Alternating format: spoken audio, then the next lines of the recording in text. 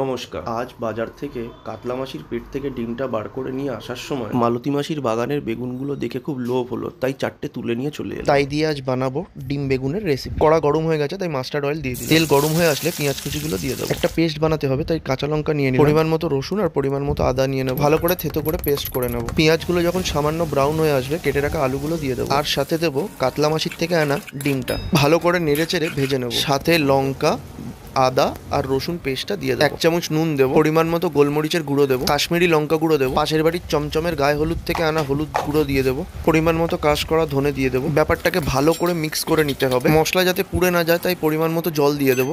মালতী মাসির বাগানের কচি বেগুনগুলো দিয়ে দেবো। তারপর করে নাড়িয়ে নেব। ঠিক এইভাবেই 8 থেকে 9 মিনিট ঢাকা দিয়ে রাখবো। শুনেছি তেল ছাড়ে ভালো। কিউব করে রাখা পেঁয়াজগুলো তাতে দিয়ে দেবো। সাথে দেবো লাল লাল টমেটো। ভালো করে সুন্দর করে ধনেপাতা ছড়িয়ে দেবো।